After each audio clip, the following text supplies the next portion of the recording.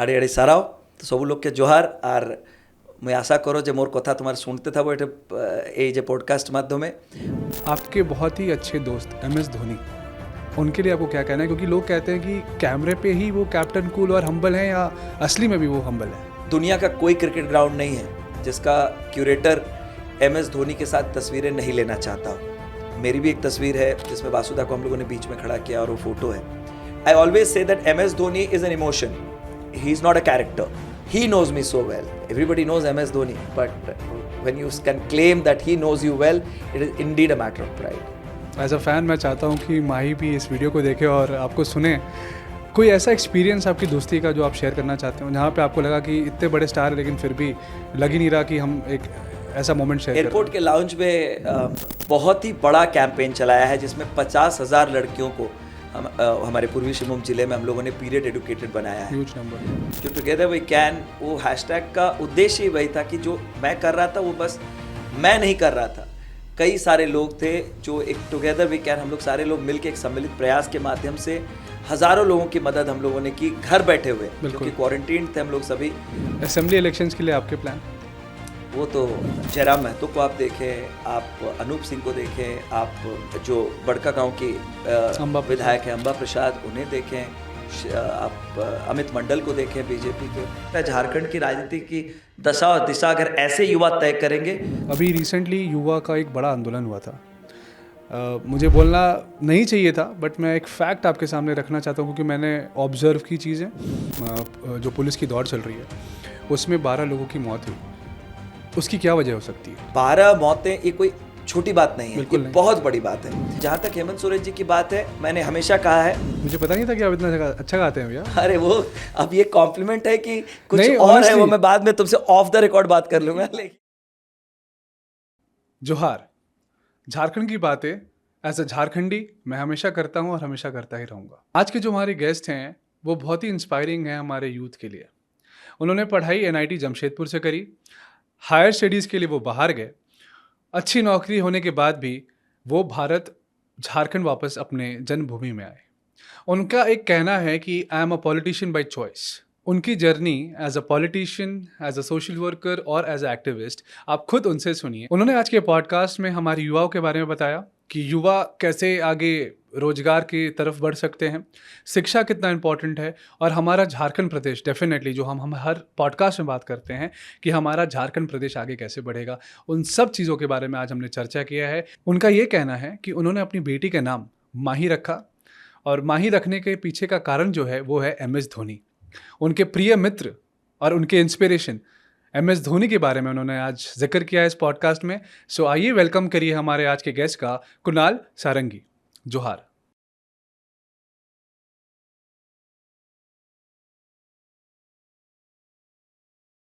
सो कुणाल भैया जोहार। जोहार and good to see you भैया यहाँ पे। Good to see you in Delhi. बहुत टाइम से हम फॉलो अप कर रहे थे आपके साथ कि आपका टाइम मिले, क्योंकि झारखंड में कोविड से मैं एक ही चीज़ जानता हूँ, अगर यूथ आइकन कोई है झारखंड का सोशल वर्कर में तो दैट इज़ कुणाल सारंगी।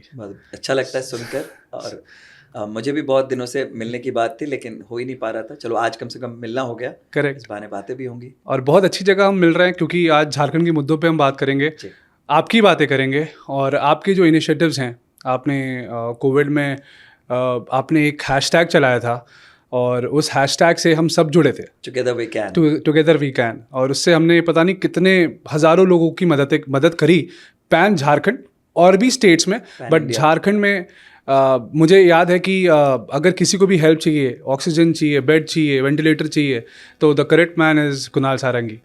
ये सुनकर बहुत सेटिस्फैक्शन मिलता है कि मैं कम से कम कुछ लोगों के काम आ पाया। जब लोगों को कहीं ना कहीं इतने परेशान थे लोग कि किसी भी कॉर्नर से कोई मदद मिल जाए, लोग इस तरह से मदद ढूंढ रहे थे, उस समय पे हम लोग किसी के काम आ पाए।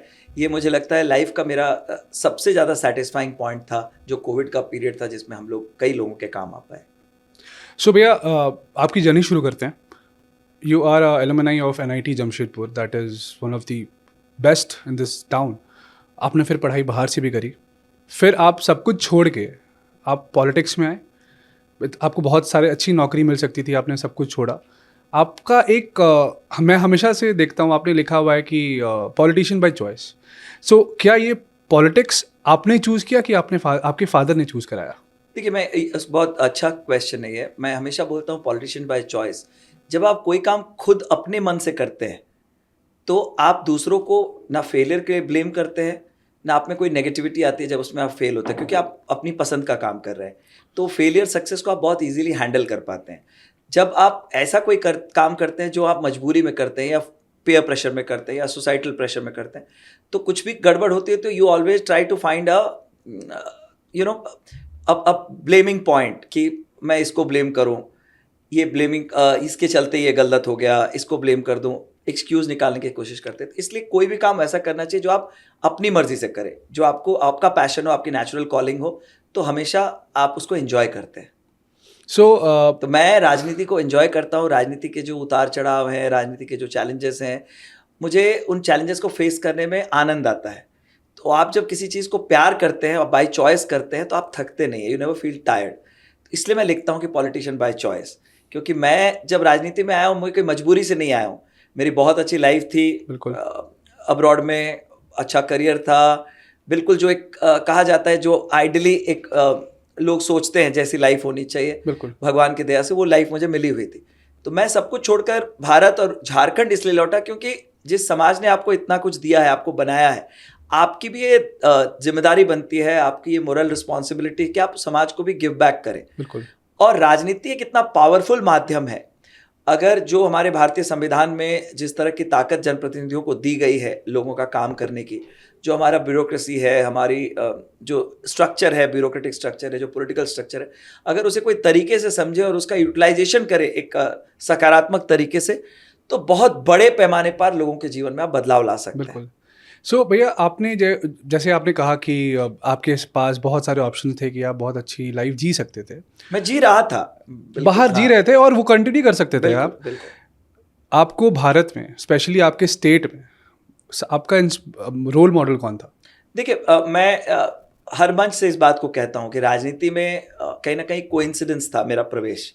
मैंने प्लान नहीं किया था कि मैं इतनी जल्दी पॉलिटिक्स में आऊँगा। मेरी इच्छा थी हमेशा, जब मैं कॉर्पोरेट में भी काम कर रहा था भारत के बाहर, तो मेरी इच्छा थी कि मैं भारत लौटूं और यहाँ पर सामाजिक क्षेत्र में कुछ काम करूं। लेकिन उस समय पर जो आज राज्य के मुख्यमंत्री हैं, हेमंत जी, उनको लगा कि शायद मुझे वो मौका देंगे और उन्होंने मौका दिया और बहरागोड़ा की जनता ने अपना आशीर्वाद दिया। तो एक कोइंसिडेंटल एंट्री थी, लेकिन जब मैं आया तो उन्होंने ही मेरा हाथ पकड़कर मुझे वो राजनीति में लेकर आए। और राजनीति में आने के बाद जो काम मैंने किया अपनी कैपेसिटी में, अपने पॉलिटिकल कैपेसिटी में, और मेरे जो नेटवर्क्स थे पूरी दुनिया में, जो मेरे दोस्त हैं, उनके सहायता से, उनके सहयोग से, वो आज भी जारी है। और आपने देखा कोविड के समय में जो टुगेदर वी कैन, वो हैशटैग का उद्देश्य ही वही था कि जो मैं कर रहा था वो बस मैं नहीं कर रहा था, कई सारे लोग थे जो एक टुगेदर वी कैन, हम लोग सारे लोग मिलकर एक सम्मिलित प्रयास के माध्यम से हज़ारों लोगों की मदद हम लोगों ने की, घर बैठे हुए, क्योंकि क्वारंटीन थे हम लोग सभी। और मुझे कोविड के पहले चरण में, दूसरे चरण में और तीसरे चरण में, जो तीनों कोविड के फेजेस थे, मुझे सारे कोविड के फेजेस में मुझे कोविड का इन्फेक्शन हुआ है। और उसके बावजूद मुझे लगता है लोगों की वो दुआएं हैं, आशीर्वाद है, जिसके चलते आज भी मैं स्वस्थ हूँ और अपना काम कर पा रहा हूँ। मुझे एक आज भी इंसिडेंट याद है, मैं शेयर करना चाहता हूँ कि रिम्स में एक पेशेंट, उनकी मदर बहुत ज़्यादा सीरियस थी और उनको बेड नहीं मिल रहा था। क्योंकि मैं भी इससे जुड़ा हुआ था, मैंने आपकी एक हेल्प ली थी। उन्होंने लिखा था कि अगर आज मेरी माँ जिंदा है तो वो कुणाल भैया की वजह से। मतलब उस टाइम पे मैं वो एक्सप्रेस नहीं कर पा रहा। आई वॉज वेरी शैटर्ड, दो इमोशनल की। और आज भी मेरे गुज़बॉम्स आ रहे हैं कि कोई एक इंसान जो एक दूसरे कोने में बैठा हुआ है, उसे पता भी नहीं वो फैमिली कौन है, और उसको वहाँ मदद पहुँचा रहा है, उसकी ज़िंदगी बचा रहा है। तो हैट्स ऑफ टू यू भैया। एंड आई बिलीव कि आने वाले समय में आप इसी तरीके से झारखंड को, हमें एक जो नाम मिसिंग आउट है पूरे भारत की मैप में, क्योंकि वी स्ट्रगल अलॉट। मैं हमेशा से सबके लिए यही बोलना चाहता हूँ। और मैं जब से मैंने ये अनकट रियलिटी का पॉडकास्ट शुरू किया भैया, मेरा एक ही एम है कि झारखंड को अच्छा नाम मिले, हमें गंदे नाम से ना बुला जाए। तो उसमें से एक आपका भी बहुत अच्छी जर्नी है भैया, जिसमें आप कंट्रीब्यूट कर रहे हो। आने वाले टाइम में कुणाल भैया, आपका क्या प्लान्स होगा? देखिए मैं हमेशा जब से मैं पॉलिटिक्स में हूँ, मुझे हमेशा ये रहता है कि कुछ अलग करना चाहिए। जब आपको एक्सपोज़र मिला है ईश्वर की दया से, बहुत सारी दुनिया की अच्छी चीज़ें आपने देखी हैं। मैं नहीं कह सकता कि आप रेप्लिकेट कर दें एग्जैक्टली जो लोग कहते हैं 5 दिनों में लंदन बना दूंगा, 7 दिनों में सिंगापुर। हमें आवश्यकता नहीं है। हम अपनी चीज़ों को बेहतर तरीके से अगर करें, सारे लोग अपनी जो इंडिविजुअल सोशल रिस्पॉन्सिबिलिटी, मैं हमेशा इस पर बात करता हूँ कि हम जैसे CSR की बात करते हैं, वैसे ही हम इंडिविजुअल सोशल रिस्पॉन्सिबिलिटी, जो अपनी व्यक्तिगत सामाजिक जिम्मेदारी है, हर व्यक्ति को किसी भी पेशे में हो, अगर वो उस काम को वो ढंग से करता है तो वो सोसाइटी को कंट्रीब्यूट कर रहा है। मैंने कोविड के समय में सिर्फ I just connected the dots. Doctors की टीम थी जो मेरी जान पहचान की थी, जो मेरे फ्रेंड्स बाहर बैठे हुए थे दूसरे कंट्रीज़ में, वहाँ पर अगर कोई झारखंड का व्यक्ति फंसा हुआ है, दुबई में, अफ्रीका में, कजाकिस्तान में जो मेडिकल के स्टूडेंट्स थे, उनको हम लोगों ने बिल्कुल उसी नेटवर्क के थ्रू मदद की थी। मैंने उनका आग्रह किया कि भाई मेरे यहाँ के मेडिकल जो स्टूडेंट्स हैं, अलमाटी में फंसे हैं, उज़्बेकिस्तान में फंसे हैं, ताशकंद में, बिल्कुल, और सैकड़ों की तादाद में मेडिकल स्टूडेंट्स को हम लोगों ने वहाँ से रेस्क्यू करवाया था। सभी लोगों ने प्रयास किया, ministry of external affairs involve हुआ। और मैं तो कोविड के समय में मैं कहता हूँ कि भारत का जो रियल कैरेक्टर है वो बाहर आया था। हमने अपने राजनीतिक जो भी हमारे मतभेद हो सकते हैं, हमारे धर्म जाति के नाम पर मनभेद हो सकते हैं, उस सारे मतभेदों को, सारी लकीरों को हम लोगों ने मिटा दिया था। और Bharat as one nation we stood up to the challenge of covid, and that is the main reason why, despite being not a developed country, we could beat COVID in perhaps the most effective way, and we set an example for the entire world. Very true and correct. Covid से मैं एक चीज़ आपसे पूछना चाहता हूँ। अभी झारखंड जो अभी चल रहा है, जो पुलिस की दौड़ चल रही है, उसमें 12 लोगों की मौत हुई। उसकी क्या वजह हो सकती है? देखिए मैंने इस पर एक ट्वीट भी किया था। अभी जो झारखंड में आप कह सकते हैं इतनी ज़्यादा उमस है, अभी जो टेम्परेचर्स तो 34-35 के आसपास हैं, और उसके साथ साथ जो इतनी ज़्यादा उमस है जिसके चलते क्या होता है, आप बहुत जल्दी थक जाते हैं। और अगर मैं खुद रनर हूँ, एवरी वीक मैं 5 दिन 10 किलोमीटर पर आवर के हिसाब से 30 to 35 मिनट्स में भागता हूँ। मैं फील कर सकता हूँ कि अगर आप रेगुलर प्रैक्टिस में नहीं हैं और जिस दौड़ की आप बात कर रहे हैं वहाँ 1 घंटे 10 किलोमीटर प्रति घंटे के हिसाब से आपको भागने की बात है, तो अगर 10 किलोमीटर आपको 1 घंटे में भागना है तो आपको जो स्पीड मेंटेन करनी है, अगर आप रेगुलर प्रैक्टिस में नहीं है तो आपके लिए नेक्स्ट टू इम्पॉसिबल है। नौकरी के लिए लोग डेस्परेट हो जाते हैं, और जो स्थिति है बेरोजगारी की आज के दिन में आप जान सकते हैं। तो जो युवा साथी है मेरे, उन्हें लगता है कि ये संभवतः आखिरी मौका है उनके पास जॉब लेने का, तो अपना सब कुछ झोंक देते हैं। लेकिन अगर आपका शरीर उस हिसाब से प्रिपेयर्ड नहीं है तो ऑल ऑफ ए सडन वो प्रिपेयर हो भी नहीं सकता है, जिसके चलते आप देखिए ब्लड प्रेशर शूट कर जा रहा है, ब्रेथलेसनेस की बातें आ रही है, और लोग फेंट कर रहे हैं और उनकी डेथ भी हो जा रही है, हार्ट अटैक हो रहा है। तो ये तमाम कारण है, और मैंने आग्रह भी किया था माननीय मुख्यमंत्री महोदय से कि उन्हें पुनर्विचार करना चाहिए इस मापदंड पर। ये जो 10 किलोमीटर प्रति घंटा का मापदंड है, और इसके साथ साथ पूरी चिकित्सा व्यवस्था, एम्बुलेंस की व्यवस्था वहाँ रहनी चाहिए जहाँ पर ये दौड़ आयोजित हो रही है, so that we don't lose lives. Because 12 मौतें ये कोई छोटी बात नहीं है, ये बहुत बड़ी बात है। और मुझे लगता है कहीं ना कहीं इस पर पुनर्विचार करना चाहिए। क्या जो समय इसके आयोजन का है, क्या वो समय सही तरीके से उस पर सोचा गया था? इस समय उसे आयोजित करना चाहिए, नहीं करना चाहिए? तो इन सारी बातों पर पुनर्विचार करके ही इस दौड़ को आगे जारी रखना चाहिए। तो भैया इसमें जो ब्लेम गेम चल रहा है, उसके लिए उनके लिए आप कोई मैसेज देना चाहते हैं? देखिए मैं सिंपल, जब जान जाती है सबसे, the wearer best knows where the shoe pinches. जिसके जूते कहाँ काट रहे हैं वो व्यक्ति ही बता सकता है। जिस परिवार का कोई सदस्य गया है उसका दुख वो परिवार के लोग ही समझ सकते हैं। बिल्कुल। और political narratives, blames, counter blames, ये बाद में भी हो सकता है। अभी सबसे पहले जिन लोगों की जान गई है, सरकार उनके लिए मुआवजे की व्यवस्था करे, और आने वाले समय में इसकी पुनरावृत्ति नहीं हो ये सुनिश्चित करना, ये सरकार की पहली प्राथमिकता होनी चाहिए। एक और चीज़ इसी में, जैसे ब्लेम गेम की बात हो रही है तो लोग सरकार को टारगेट कर रहे हैं, और एज यूजुअल जो हेमंत जी हैं वो टारगेट में हैं। एज अ पर्सन मुझे नहीं लगता कोई सीएम चाहेगा कि किसी की मौत हो। मैं एज अ न्यूट्रल पर्सन बोल रहा हूँ भैया, बट आपके पर्सपेक्टिव से आपको क्या लगता है एज अ पर्सन वो कैसे हैं, और उनकी इसमें क्या इन्वॉल्वमेंट है? देखिए मैं तो स्पष्ट इस बात को मानता हूँ, कोई भी जनप्रतिनिधि किसी भी राजनीतिक दल का हो, वो कभी नहीं चाहेगा उसकी किसी नीति के कारण किसी की जान जाए। तो ये political narratives short time goal के तहत कोई कर सकता है, लेकिन ये स्थायी समाधान नहीं है जिस समस्या की हम बात कर रहे हैं। बिल्कुल। We should try to treat the disease not the symptoms. तो और जहाँ तक आप हेमंत जी की बात कर रहे हैं, जब मैंने झारखंड मुक्ति मोर्चा छोड़कर भारतीय जनता पार्टी की सदस्यता ग्रहण की थी, उस मंच से भी मैंने कहा था कि आज मेरी जो भी पहचान है झारखंड में वो हेमंत सोरेन की वजह से है। आपने पूरा ओपनली बोला था। बिल्कुल, मैं क्योंकि मुझे इसमें कोई मुझे गलत नहीं दिखता है।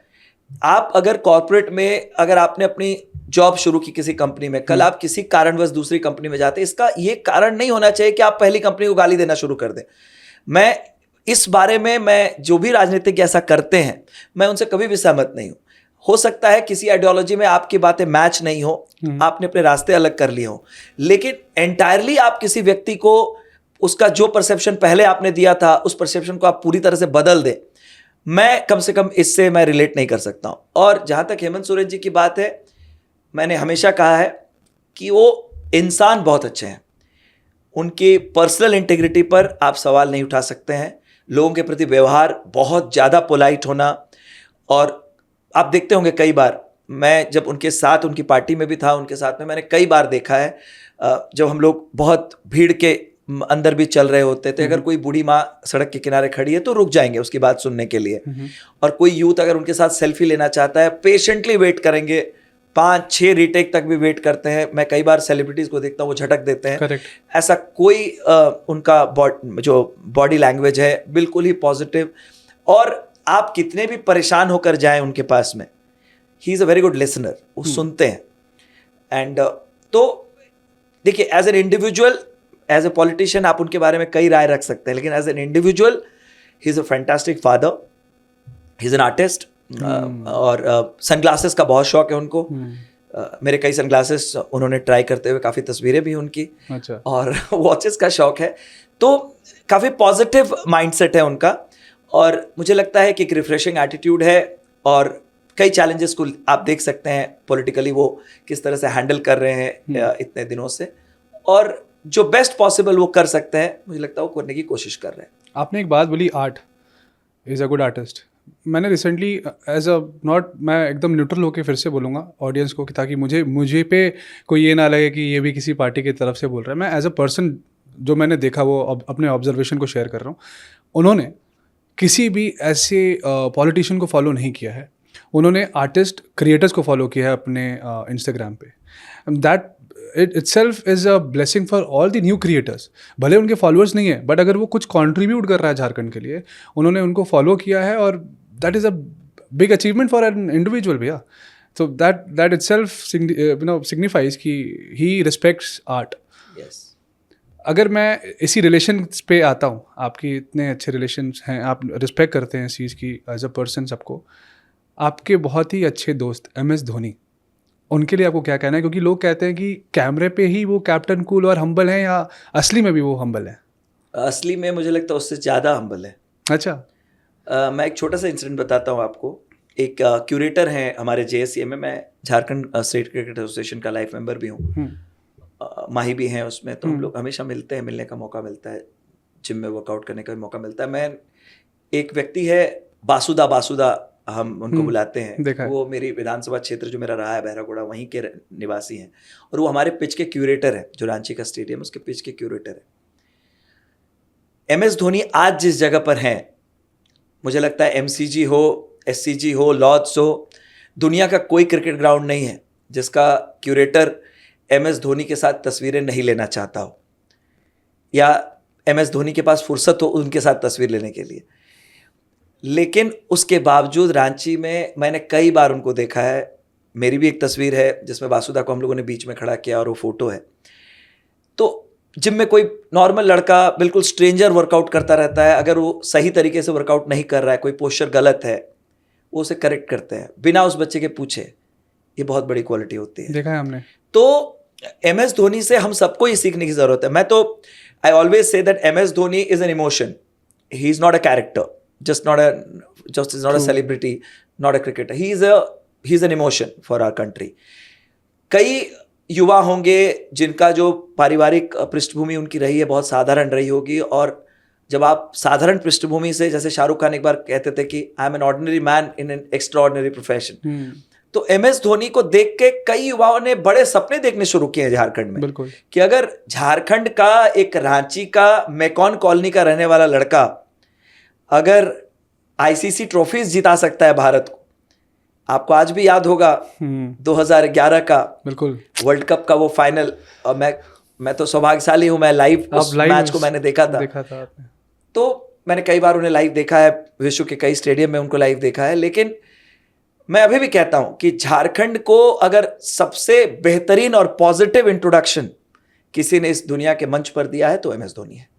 And I am very proud to of the fact that he knows me so well. Everybody knows MS Dhoni, but when you can claim that he knows you well, it is indeed a matter of pride. As a fan मैं चाहता हूँ कि माही भी इस video को देखे और आपको सुने।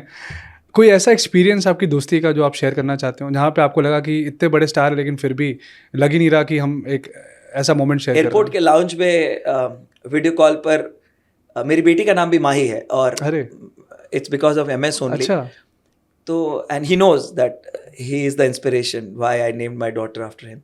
तो एयरपोर्ट के लाउंज में, रांची एयरपोर्ट पे, वो अपने परिवार के साथ थे और हम लोग एक ही फ्लाइट से ट्रैवल कर रहे थे। तो वीडियो कॉल पर उन्होंने मेरी बेटी से बात की, कई बार की है, और उस दिन मेरी बेटी इतनी छोटी है कि उसे अभी पता चल रहा है कि MS धोनी कौन है, उस समय उसे पता भी नहीं था।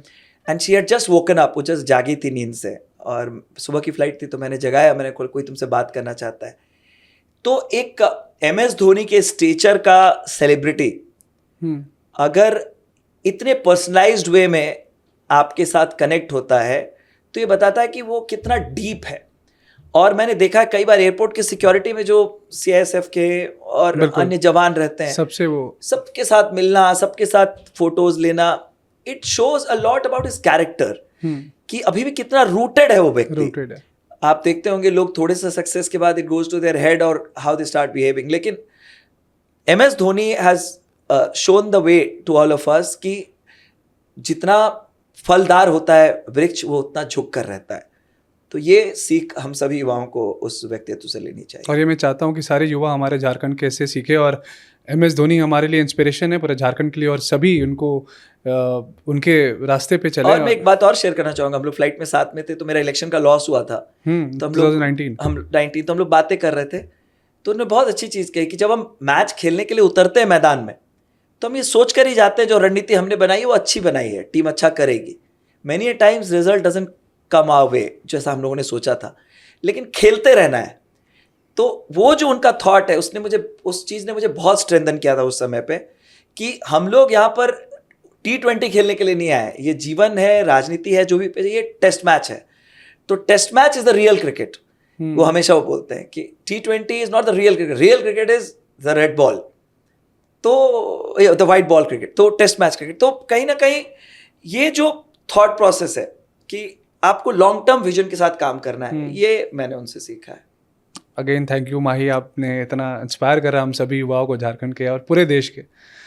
अब भैया हम आते हैं आपके इनिशिएटिव्स पे।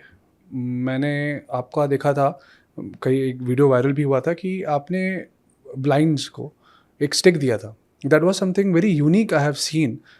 दूसरे स्टेट की तो मैं कंपैरिजन कर ही नहीं रहा, अपने स्टेट में it was the first time I guess, and you started this initiative. तो उसके बारे में आप प्लीज़ बताइए। देखिए, मैं जब ग्रामीण इलाकों में जाता हूँ, कई बार मैंने देखा है कि लोग ब्लाइंड होने के कारण परिवार से क्वारंटीन कर दिए जाते हैं, सामाजिक तौर पर उन्हें एक अलग तरीके से ट्रीट किया जाता है। तो ये गुजरात की एक संस्था है जिसके साथ जो मैंने कोविड के समय में एक सामाजिक संस्था का शुरुआत किया था हम लोगों ने, नमया स्माइल फाउंडेशन। उसके माध्यम से हम लोगों ने हज़ारों स्टिक्स अपने ज़िले में डिस्ट्रीब्यूट किए ऐसे ब्लाइंड लोगों के लिए, जो कि एक सेंसर के माध्यम से काम करती है। कोई भी चीज़ उसके आसपास आ जाए तो वो सेंस करती है और वो बज़ करती है, वाइब्रेट करती है, तो आपको पता चल जाता है कोई चीज़ आपके आसपास है, तो आप केयरफुल हो जाते हैं। देखा है।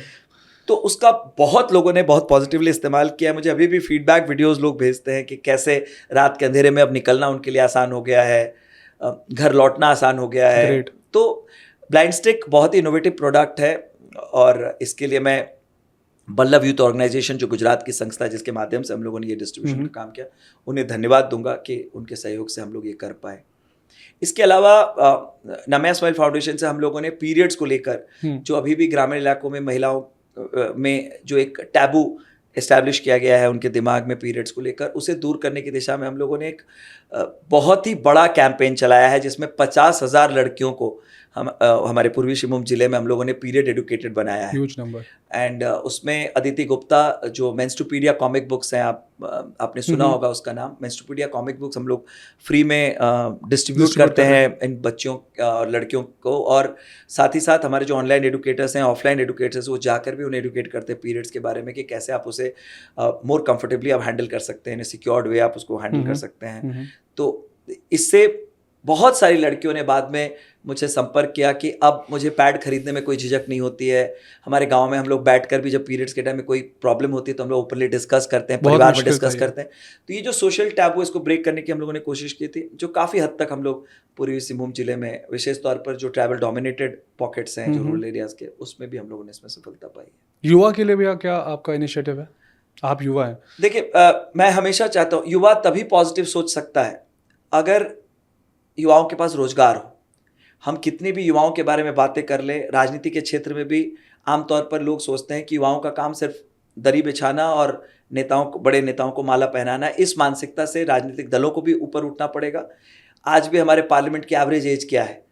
जब हमारी 60% से ज़्यादा पॉपुलेशन युवाओं की है, लेकिन उस हिसाब से प्रतिनिधित्व ना आपको विधानसभा में दिखता है ना लोकसभा में दिखता है। तो राजनीतिक दलों को भी इस पर पुनर्विचार करना चाहिए कि ज़्यादा से ज़्यादा युवाओं को मौका मिल सके, क्योंकि कारण है उसका, और विशेष तौर पर शिक्षित युवाओं का, क्योंकि वो सिस्टम को बेहतर समझते हैं। जो आज टेक्नोलॉजी का प्रभाव है सामाजिक क्षेत्र में, हर क्षेत्र में अब सब कुछ ऑनलाइन हो चुका है। कोविड के बाद आप देखिए डायरेक्ट बेनिफिट ट्रांसफर्स हो रहे हैं, जो लाभों के उनको सीधे उनके बैंक के अकाउंट में पैसे जा रहे हैं। बिल्कुल। तो ये जो चीज़ें हैं, आज सब कुछ लिंक्ड है, आधार से जुड़ा हुआ है, तो ये तकनीकी चीज़ें अगर लोग नहीं समझेंगे तो राजनीतिक क्षेत्र में अच्छा काम कैसे कर पाएंगे? बिल्कुल। इसलिए ज़रूरी है कि एजुकेटेड यंगस्टर्स को ज़्यादा से ज़्यादा मौका मिले ताकि वो सामाजिक क्षेत्र में भी अपना करियर बना सकें। और इसके साथ साथ जब मेरे पास रोजगार होगा, मैं खुद अपना केयर कर पाऊंगा, तभी मैं दूसरों की बात सोचूंगा।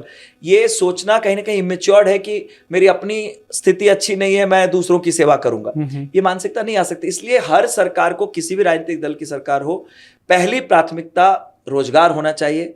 अगर रोजगार हम नहीं दे पा रहे अपने युवाओं को, तो ये तमाम आधारभूत संरचना के काम, सड़क, बिजली, पानी, इनके जो उद्देश्य हैं, ये हमेशा अधूरे रहेंगे। युवा से अगर आपने बताया रोजगार आज मुझे लगता है बहुत ही मुश्किल है हमारे प्रदेश में, आप भी ये फैक्ट जानते हैं। उसके लिए कोई प्लान ऑफ एक्शन है? आप सजेशन देंगे? आप देखिए, मैं इस पर एक बात स्पष्ट करना चाहूँगा। जब मैं रोजगार की बात करता हूँ, मैं सिर्फ सरकारी नौकरियों की बात नहीं करता हूँ। एक माइंडसेट है हमारे ईस्टर्न इंडिया में, आप उद्यमी भी बन सकते हैं। कोविड ने हमें दिखाया कि कैसे आप चुनौती को अवसर में बदलते हैं। कितने नए एंटरप्रेन्योर्स आए, आपको मैं बताना, मुझे खुशी हो रही है बताकर, बहरागोड़ा जैसी जगह में जहाँ का मैंने प्रतिनिधित्व किया है, वहाँ जिम में परसों एक लड़का मुझे मिला, वो अपनी बेकरी कर रहा है, अपनी बेकरी वहाँ एस्टैब्लिश कर रहा है। एक बड़ी आईटी कंपनी में जॉब कर रहा था, वो अभी वर्क फ्रॉम होम है कोविड के बाद से, and he doesn't want to continue with that IT job. नाम मत लीजिएगा कंपनी का। मैं वही बोल रहा हूँ। तो बात नहीं, मैं इसलिए कह रहा हूँ कि कई लोग हैं जिन्होंने, कोई राइटर बना है, समझ गया। तो आपको ईश्वर ने एक अपॉर्चुनिटी दी अपने पोटेंशियल को समझने में। हम सिर्फ सरकारी नौकरियों के चक्कर में नहीं रहे, हम जो भी हमारे रिसोर्सेस है उसका हम बेस्ट यूटिलाइजेशन कैसे कर सकते हैं, अपने एजुकेशन का कैसे कर सकते हैं, और हम उद्यमी बने, हम स्वरोजगार के क्षेत्र में बढ़े। युवाओं को इस दिशा में प्रयास करना चाहिए। सेम एज इट इज़ हमारे मैथन में जो धनबाद के अंदर है, वहाँ भी कोविड में लोग आए थे वर्क फ्रॉम होम के लिए, और उसने गवर्नमेंट पिज़्ज़ा के नाम से इनिशिएटिव किया, और आज उसके पास 2 रेस्टोरेंट है वहाँ पे। It's doing very nice. युवा की बात अगर हो रही है, अभी रिसेंटली युवा का एक बड़ा आंदोलन हुआ था। मुझे बोलना नहीं चाहिए था, बट मैं एक फैक्ट आपके सामने रखना चाहता हूँ क्योंकि मैंने ऑब्जर्व की चीज़ें। उसमें जितने युवा आंदोलन कर रहे थे, जो जॉब सीकर्स हैं, जिनके साथ रोजगार भत्ता का बात हो रहा था, वो एक्चुअल में मुझे वो नहीं दिखे, मुझे कार्यकर्ता दिखे।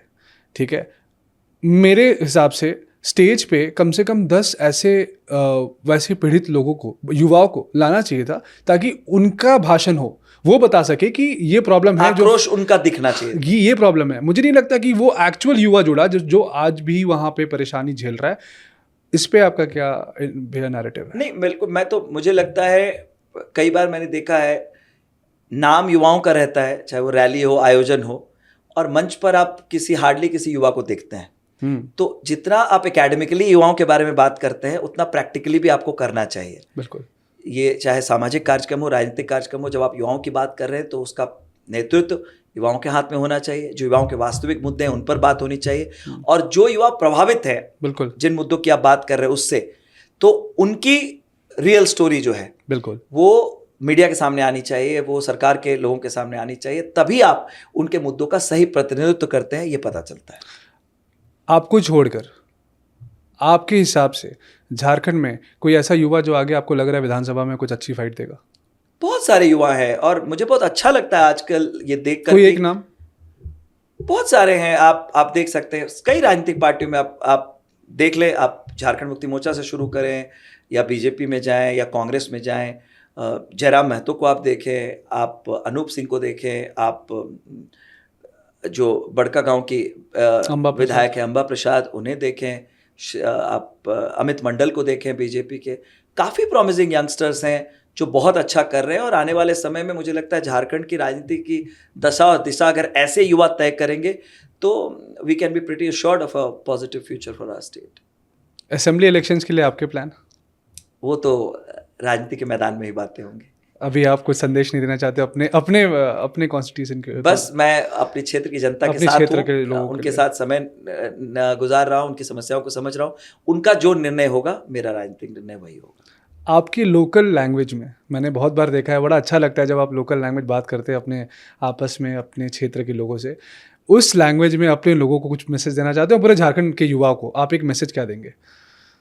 तो आमकार बोहड़ागुड़ार जरा लोग शुणे थे पॉडकास्टा तानकार नागी तो निश्चय बोहड़ागुड़ार आमकार बहुत स्पेशल गोटाए भाषा आछे जेटा कि हिंदी इंग्लिश उड़िया बांगला सबू के जो मिसई थी तबे से भाषाटा शोना जाए। तो सबू लोग के जोहार, और मैं आशा करो जे मोर कथा तुम्हारे सुनते थाबो ये जे पॉडकास्ट माध्यमे, और तुमकार आशीर्वाद ही मोर आज के जहाँ परिचय झारखंडे। और विशेष भाव ओडिया भी मुझे कहवाक चाहिए कारण बहुत लोग ओडिया भाषा कहते मोर कन्स्टिट्यूएंसी जो मैंने रुहंती, प्लस जोटा मोर कार्यक्षेत्र पूरा पूर्वी सिंहभूम जिला से भी ओडिया कहवा वाला संख्या बहुत बेसी। बांगला जरा बोले ओदेरो खूब बड़ो पपुलेशन आछे आमादेर जेलाते, पूर्वी सिंहभूम जिला जेटाते आमार कार्यक्षेत्र। सबाइके आमी जोहार बोलबो और धन्यवाद देव जे आपनारा এই পডকাস্টটা শুনছেন আজকে। আর আমার বিশ্বাস যে যতটা সম্ভব আমার যেটা ক্ষমতা আমি ওই ক্ষমতাতে যতটা আপনাদের সেবা করার চেষ্টা করেছি এত বছর ধরে, আগামী দিনেও করব। রাজনীতিতে আমার কাছে পাওয়ার থাকুক না থাকুক কোনো ফরক পড়ে না, আমি ওটা দেখিয়েছি বিগত 4.5 বছরে। না আমি বিধায়ক আছি না সাংসদ আছি, ও সত্যি আমি যেটা সেবা আমি বিধায়কভাবে করতাম ওর থেকে বেশি সেবা করেছি যখন আমি বিধায়ক নেই। তাই জন্য আমার এটা মনে হয় যে রাজনৈতিক ক্ষমতা থাকা কোনো দরকার নেই, आवश्यक नहीं যে তবেই আপনি লোকের সেবা করতে পারেন। तो ज़रूरी नहीं कि आपके पास राजनीतिक क्षमता हो तभी आप लोगों की सेवा कर पाएंगे। अगर आपके पास विल पावर है, अगर आप काम करना चाहते हैं तो रास्ते अपने आप बनते जाते हैं, लोग आपके साथ जुड़ते रहते हैं, काफिला आपका बनता है और आप आगे बढ़ते जाते हैं। One of the best message है मुझे लगता है सारे लैंग्वेजेस में आपके क्षेत्रवासियों के लिए। और आड़ी आड़ी साराव, संथाली कैसे मिस कर सकता हूँ। बहुत बहुत धन्यवाद, आड़ी आड़ी साराव। एक गाना भी आपका कोई फेवरेट? मेरे बहुत सारे गाने फेवरेट हैं। कोई खोटा में? खोटा में पूरा लिरिक्स मैं सही नहीं बता पाऊँगा, लेकिन हाँ हिंदी में ज़रूर मैं गाकर आपको सुना सकता हूँ। और मेरे फेवरेट हैं कॉलेज के टाइम से, जगजीत सिंह मेरे फेवरेट रहे हैं। तो 1-2 लाइन उन्हीं का एक गज़ल है, बहुत ही पॉपुलर है, आप लोग सब जानते हैं।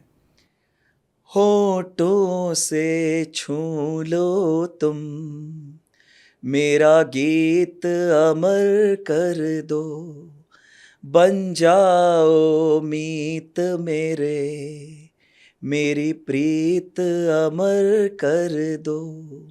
होठों से छू लो तुम मेरा गीत अमर कर दो। मुझे पता नहीं था कि आप इतना अच्छा गाते हैं भैया। अरे वो अब ये कॉम्प्लीमेंट है कि कुछ और है, वो मैं बाद में तुमसे ऑफ द रिकॉर्ड बात कर लूंगा। भाई भी यहाँ लोग बैठे हैं, आप उनसे पूछो। बहुत अच्छा गाया आपने भैया, और thank you so much for your time. Thank you so much, pleasure talking to you. Specially आए भैया और I am very blessed. Jharkhandi जोहार, झारखंडी जोहार। और मैं ऑडियंस से यही चाहूँगा कि इस पॉडकास्ट को ज़रूर देखें, पूरा समझें, और जो भी भैया ने बताया है उसको अपने जहन में बांधे और आगे झारखंड के लिए कॉन्ट्रीब्यूट करें। जोहार। थैंक यू, जोहार।